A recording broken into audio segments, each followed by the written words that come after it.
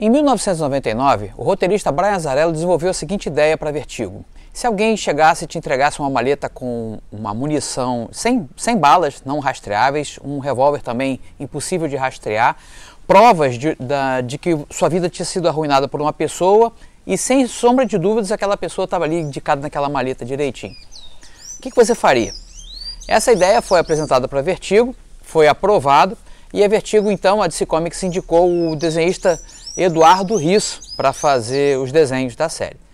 Até então, essa ideia parecia legal para de repente, um conto em quadrinhos ou até mesmo um episódio de uma série de TV. Mas será que se desenrolaria para além disso? É isso que a gente vai ver aqui hoje. Esse é o primeiro quadro da série Que Gibi Foda, do canal Gico HQ.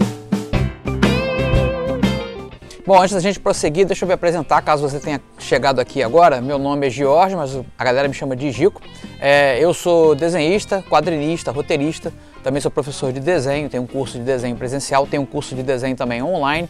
Sou apaixonado por quadrinhos desde que aprendi a ler, né? Então amo essa mídia.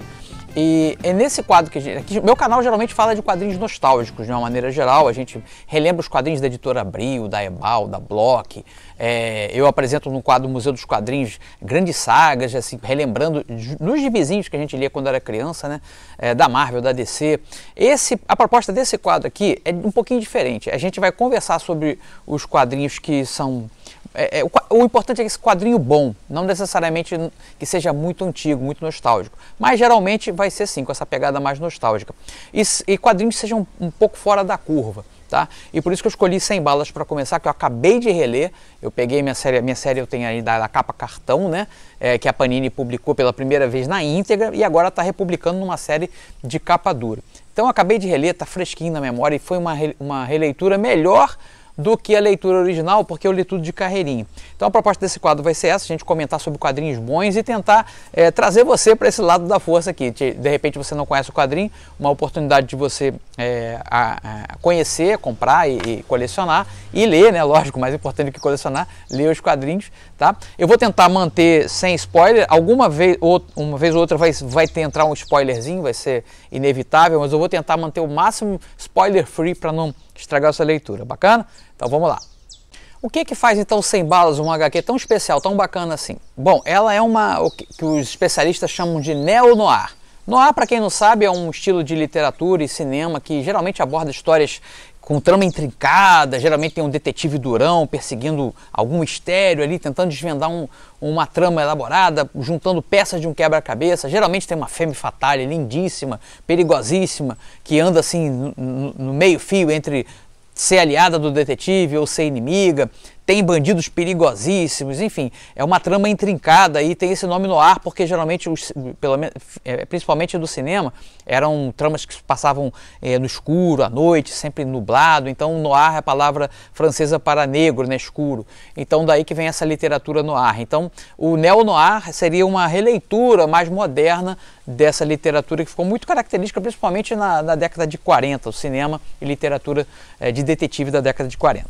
A gente vai encontrar tudo isso aqui em Sem Balas, uma trama misteriosa, agentes secretos durões e sempre dúbios, a moral incerta. Você encontra isso, mas tem muito mais em Sem Balas. Sem Balas ele traz, além à primeira vista, essa trama que já é bem interessante, né? O cara chegar com uma maleta com 100 balas não rastreáveis, uma arma também impossível de rastrear. Se alguém pegasse aquilo ali, a investigação para. Já é uma trama interessante, mas tem muito mais por trás. Na verdade, tem uma grande teoria da conspiração, onde a gente fica sabendo que os Estados Unidos, desde sua fundação, foram dominados por 13 famílias que são chamadas aqui na série de cartel.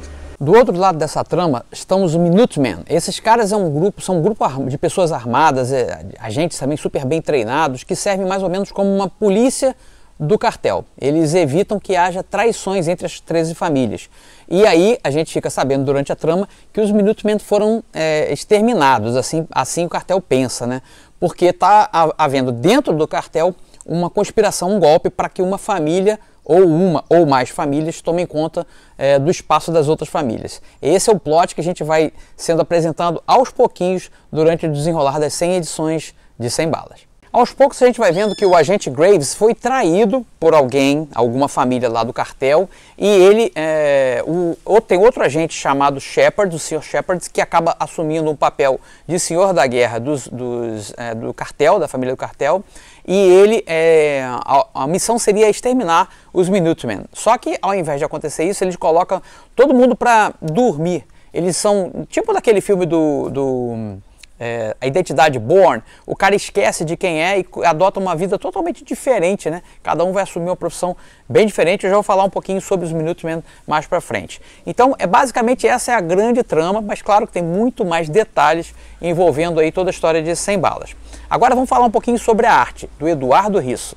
Talvez outros desenhistas conseguissem mostrar pra gente, apresentar essa história de uma maneira boa também, que você se divertisse, mas dificilmente alguém conseguiria fazer do jeito que o Eduardo Risso faz.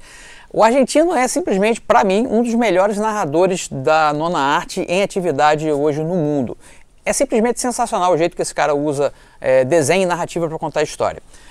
Inclusive, abre um parênteses aqui, né? Se você não conhece o trabalho dos quadrinistas argentinos, corre atrás. Eu já fui em Buenos Aires 3 vezes e sempre que eu faço essa viagem, eu tiro um dia inteirinho só para correr as livrarias lá da cidade e catar o trabalho dos quadrinistas argentinos.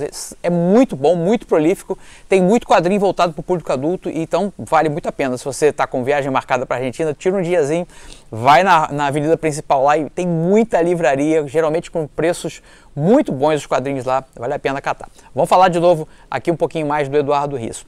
Ele não tem um desenho, como é que eu vou dizer, rebuscado, uma coisa...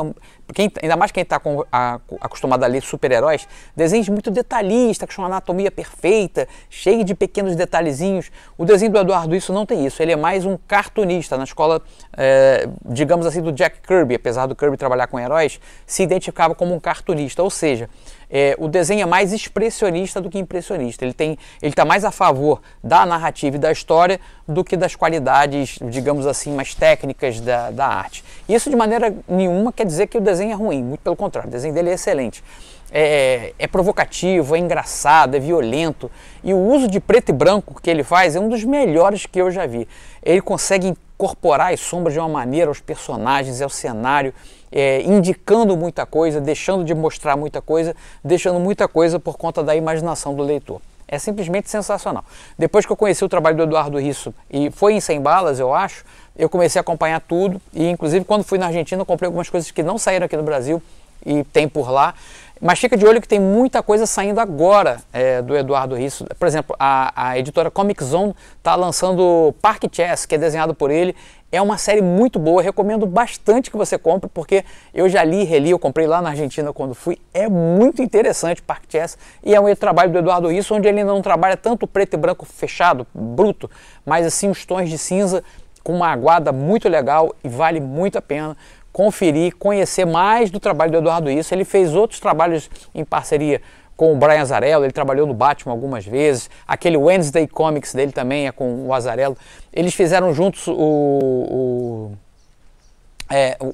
precursor dessa série 100 balas, que é o Johnny Loser, eu vou ver o nome direitinho e coloco aqui para vocês, que também na mesma pegada de história policial no ar. Foi lançado aqui pela editora anteriormente, né, agora nem existe mais a Brainstorm, e depois ninguém mais republicou, também é do selo Vertigo. Agora, para concluir, vamos falar um pouquinho dos personagens, né?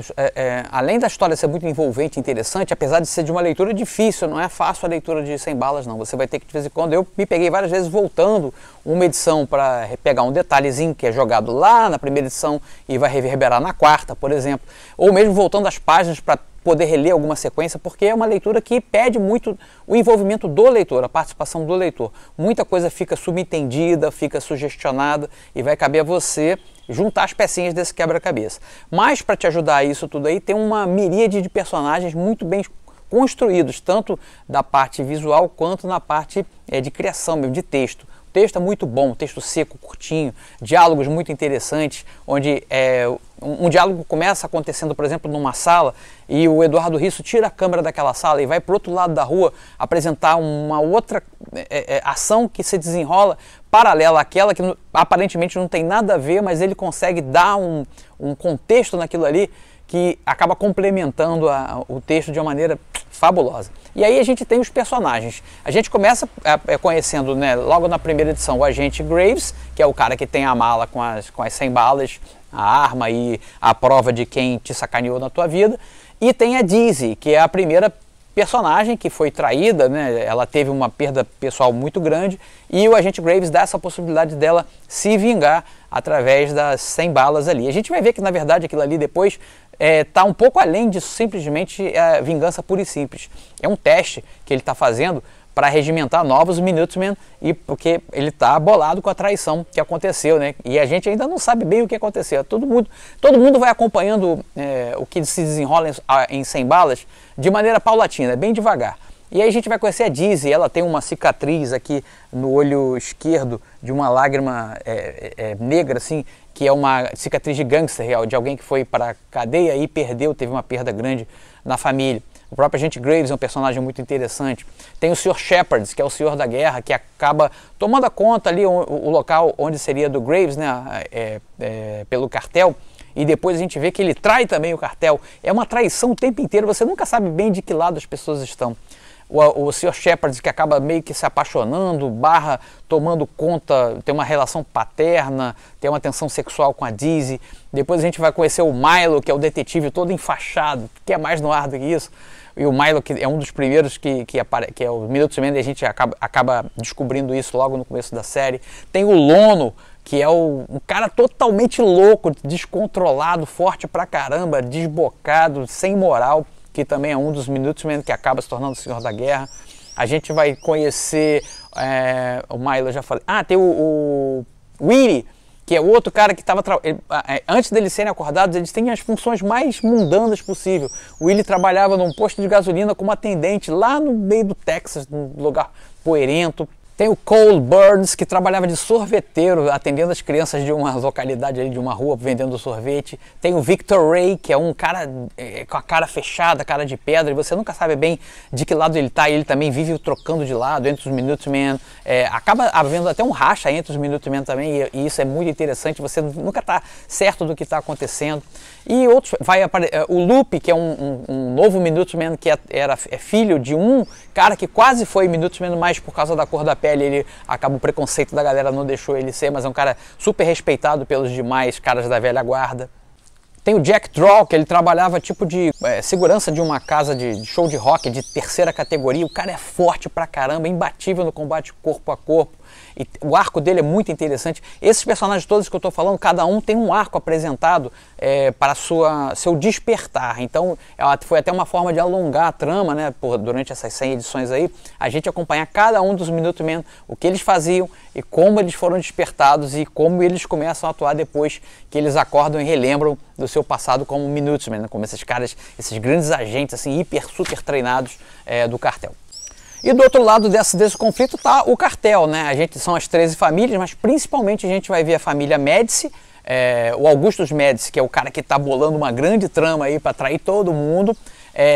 Tem a Megan Dietrich, que é outra cabeça de família, que está entre manipular o Augusto e sendo manipulado por ele. E tem também a família Vasco, que é outra que está fazendo um plot aí, conspirando para arregimentar o poder das outras famílias e assim fechar mais o cartel, concentrando o poder na mão de uma ou duas famílias só. Bom, é um intrincado jogo de xadrez, é uma leitura complicada, porém muito prazerosa. Você vai aos pouquinhos desvendando as pistas por trás de 100 balas. E como eu falei, foi muito bom reler isso de carreirinha, porque eu tinha lido da primeira vez, tinha que esperar 3, 4 meses para a segunda edição, e aí você acabava esquecendo, porque é uma trama muito densa. E dessa maneira eu pude ler sem esquecer de nada, porque eu fui acabando uma edição, pegava outra imediatamente para ler, e foi assim, ficou muito mais fresca a trama. Então, essa possibilidade que a Panini agora está trazendo, as edições especiais são mais grossinhas, então você pode ler também de carreirinha, você vai aproveitar muito mais, se você ainda não leu, né? Se você leu e tem, recomendo, pega para reler, você vai ver só se essa experiência de releitura não vai ser mais legal do que quando saiu pela primeira vez. Vai por mim, vai valer muito a pena reler. Para mim foi muito bom. Pela trama em si, que é bem legal, mas principalmente pela arte. Como que esse cara, Eduardo Risso, dá uma aula não tanto de desenho, se você gosta de desenho de super-heróis, não é bem esse tipo de desenho. Mas se você gosta de narrativa gráfica, de contar histórias usando desenho, ou se você admira esse tipo de narrativa, cara, é uma aula nesse sentido aí. Como eu aprendo cada vez que eu vejo o Eduardo Risso fazendo uma página. Muito bom mesmo. E então fica aqui o meu convite para você conhecer ou relembrar ou reconhecer, né, conquistar de novo essa leitura aí de 100 balas. E vou deixar para você uma última palavra. Croatoa. Valeu, gente. Até a próxima.